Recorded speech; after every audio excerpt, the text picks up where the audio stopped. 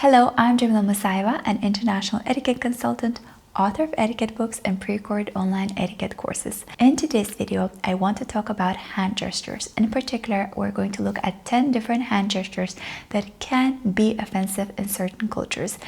Generally speaking, there are some body language movements that are overall offensive to every humankind, no matter where you are in the world.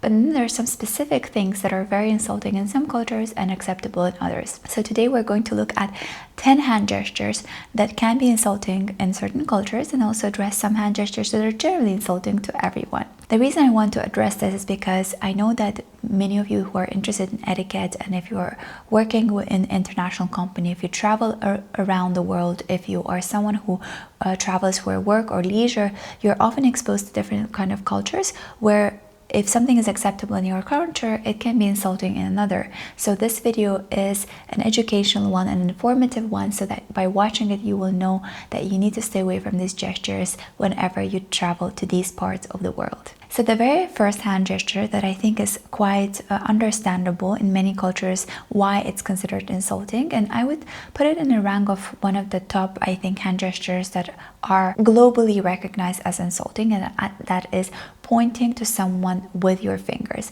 So if you're referring to someone and you're trying to talk about them, you're pointing in that direction or their direction.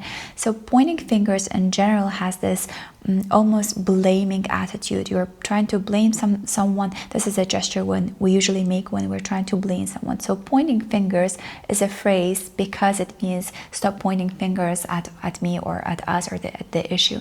So instead of pointing your finger, which is something that's super insulting in Asian countries, if you travel to Japan, Korea, China, Philippines, Malaysia, you don't want to ever point to people with your fingers.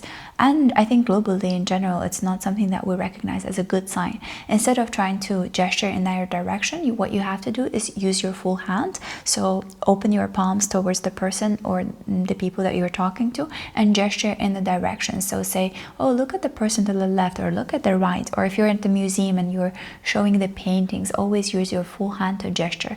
I think overall, if you just compare this gesture with this gesture, you see how aggressive this one pointing fingers looks and versus the full hand being used to point us also in the direction, but it looks much more milder than if we were to use just one finger. The next hand gesture, obviously I'm not going to be showing these hand gestures out of courtesy and respect to my audience. I just want to use certain images to show you what the hand gestures look like. But this is the hand gesture that is globally recognized as something that you should never be using.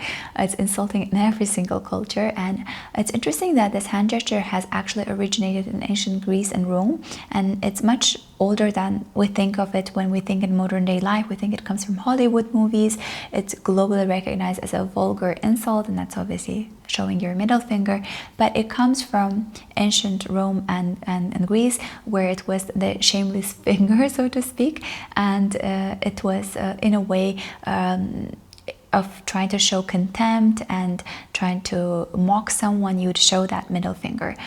Today I think it means all that and more, and this is definitely something that you should never be showing. I know that in some cultures people might use this as to start counting, or it start from the index finger and move up to the middle finger, and then when they roll their fingers down they might forget and leave the middle finger up. So be mindful of that. If you are someone from that culture and have this way of counting, then make sure that you don't leave the middle finger last to fold. The next sign, which I think is a sign that might be surprising as to why it could be insulting, but it's insulting in some parts of the world, and that is the OK sign. The OK sign, which I think is often used even by politicians when they're taking pictures and they're trying to show that everything is great, they'll use this OK sign, and it's very common in Western Europe as well as America and North America, and just most countries to indicate that everything is fine, everything is okay. But this sign, actually in countries like Turkey or Brazil, they have a more insulting and vulgar connotation to it. So it's something you don't want to be showing, especially if, for example, if you are in a market, in a street market in Turkey, walking around with local farmers and you want to say, oh, it's okay, or I liked it, like, or the fruit was okay. If you've taken a bite of it, then don't show that sign, because it might be actually an insult and not a compliment.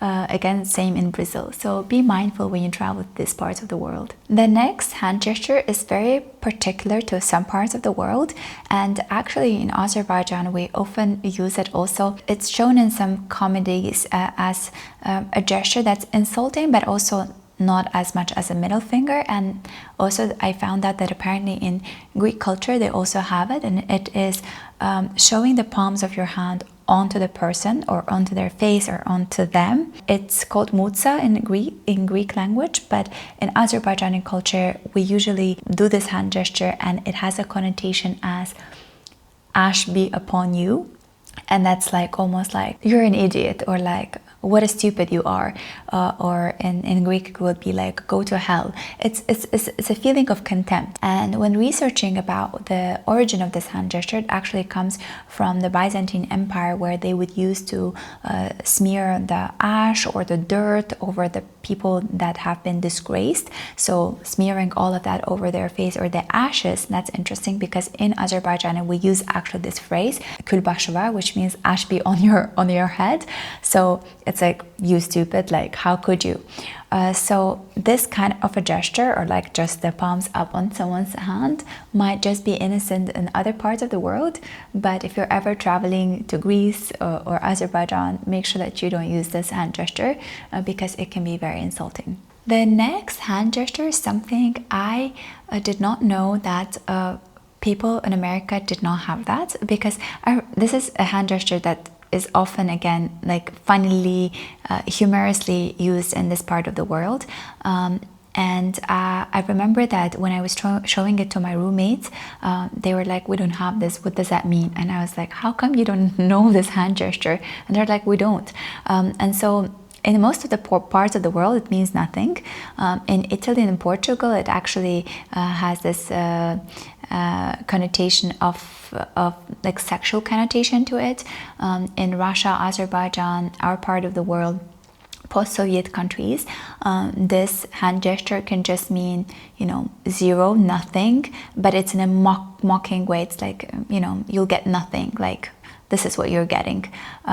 It's derogatory, but it's not as insulting as, say, a middle finger is.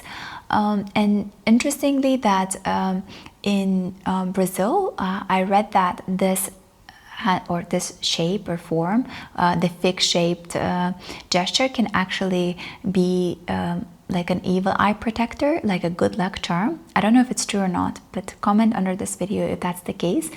And then I wonder, why is it that in Italy and Portugal this sign also has this negative connotation to it, kind of offensive one, and then in Brazil it's something that's actually considered good luck? See, it's interesting how everything in life is about perception. So things are as they are, and then it's us who are giving a meaning to something, and then that becomes part of our culture and traditions and our mentality and values, and that also shapes our behavior accordingly, which is what etiquette is all about. The next hand gesture is something that has different connotations depending on how you show it. And there is a slight difference, a slight modification, so if you will, in the way that we present it. So one is with the palm facing outwards, another is with the palm facing inwards. Generally speaking, in body language, if you're studying body language NLP, you will know that whenever the people can look at the palms of our hands, they're most likely to trust us, they're most likely to believe us, which is why you often see how politicians are gesturing with their palms facing outwards, how you'll see people that are using this psychological tricks and putting you in hypnotic state will always have their palms facing you. Then when you see someone's palms, you tend to get more relaxed, you trust them more, you see they're not armed. So when the palm is outwards, the gesture is more amicable, it's more friendly.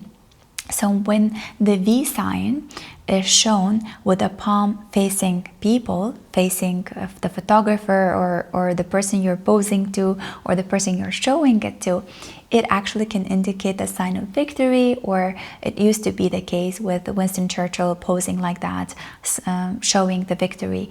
But it then became much more commonly used by people around the world, and you'll see that a lot of people from all kinds of cultures and backgrounds will pose in a picture with the V sign, with the palm facing outwards. And then there is the flip side where your palm is facing inwards and then the back of your hand is facing the person. This hand gesture has a negative connotation in some parts of the world, in particularly UK, New Zealand, Australia. It's almost equivalent to a middle finger when your palm is facing inwards and the back of your hand is facing outwards and you're gesturing the V sign. So I would say avoid it at times when you can, because whether you forget how to place the palm correctly or not, just to avoid it altogether will be a much better, safer option. The next hand gesture is quite a large one. I would say it's not just the hand, it's part of your arm as well, and I'll show you here in this video in a picture. It's called bras d'honneur, and it's a complicated one, and you oftentimes might see it in some of the movies that are comedic movies, especially from France, this gesture being shown, and it's offensive. It has a sexual connotation as well, and it also just means, you know, go to hell, like all these kind of, but in a much more aggressive way. And this hand gesture, if you're ever in Italy, France, Spain, Portugal, this is something you should never be showing. I don't know if there's any culture that's okay with that gesture, but it's a complicated one, and it's done usually on purpose to insult.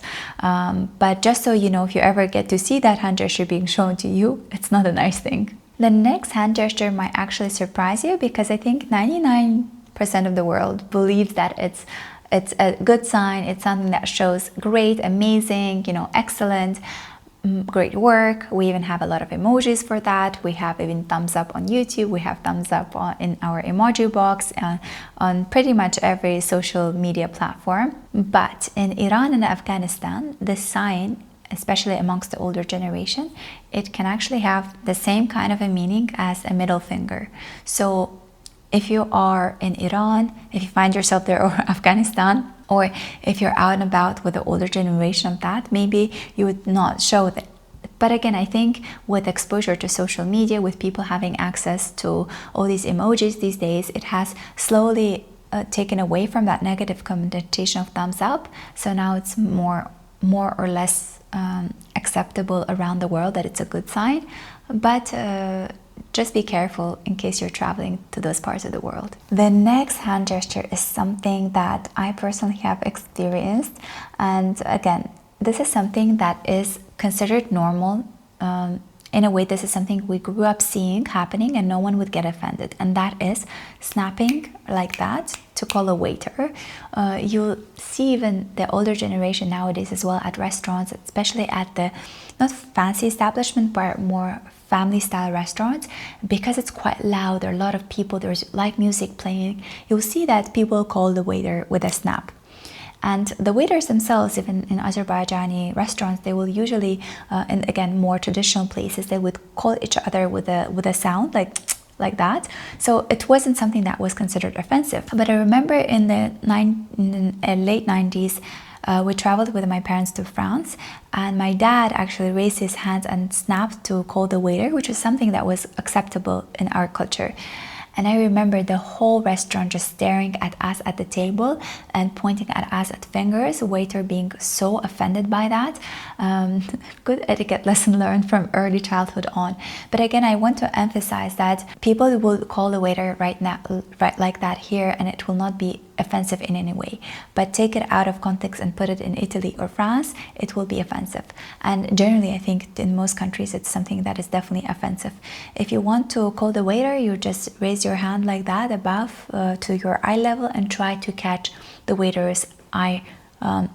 So make an eye contact with him, and then you can, gesture the bill or just say the bill.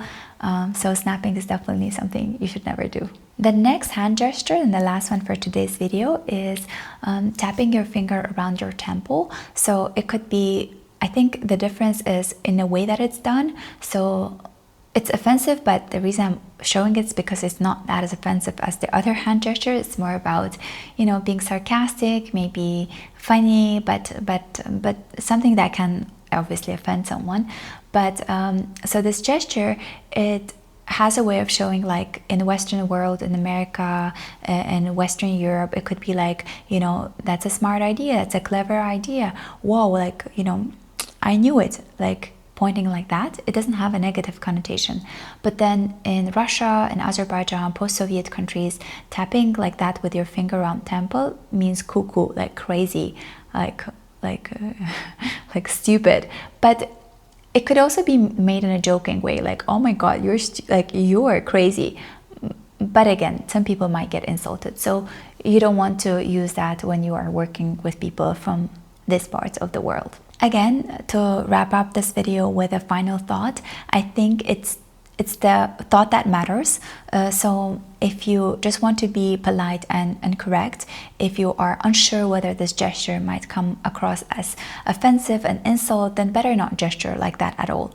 And it's always good to learn about customs and traditions and what is taboo, what is not taboo before you travel to a given country. With everything now available online, all the information available online, I always encourage all my etiquette students to do your research about the country you're traveling to, so that you could be as respectful, as kind of a guest as you can. And every host loves a kind and gracious guest. And if you want to learn how to become a gracious guest and a gracious host, you can get my book, The Art of Entertaining at Home, as well as get my course, The Art of Entertaining at Home. You can buy even a combo of both, or just one of the two, whichever you find more useful to learn reading or just visually looking at the tutorials. And of course, if you want to learn more about etiquette, you can get all my books. They're available on my website for international shipment in hardcover copies. They're also available as ebooks, as well as you can purchase my 2 pre-recorded online etiquette courses, The Art of Entertaining at Home, which teaches you how to set up a table, how to host people over, how to wrap gifts, and my course, Western Formal Dining Etiquette from A to Z, that teaches you everything you need to know in order to attend a formal dinner, starting from the way you leave the car, get up to the restaurant, how to sit, how to eat, and how to leave the place gracefully. So both of these courses are pre-recorded, which means you can get them, you can watch them at any time at your own convenience, and upon completing the courses, you'll get a certificate of completion. And if you're someone who loves etiquette, you can join my Patreon Etiquette Movie Club, where every month I do analysis of different kind of movies from an etiquette standpoint. So I look at different episodes from the movie and explain it from an etiquette standpoint. This content is exclusive only on my Patreon Etiquette Movie Club. If you don't want to be a patron, you can just buy the bundle as well, which has over 50 different movie analysis, and I'll link it down in the description box below. Thank you so much, and if you have made up to this point of the video, that means you're super patient. So I would like to show you the outfit of today's video, which I do at the very end of the video. This is a dress by Rixo. I wear it quite often. I purchased it a few years back, and this is a dress I usually wear when I'm doing my in-person trainings. I think it's super feminine, very comfortable to wear throughout the whole day, and I can also wear it from daytime work to nighttime, going out with my friends for a beautiful dinner, or just I don't know, out for a birthday party or occasion. So, and I have paired it with my Vivi ballet flats. I love Vivi brand. I've collaborated with them for 3 years, and you can use my code Jamila12 to get 12% discount on Vivi products. Thank you so much, and I hope to see you in my next video. Bye!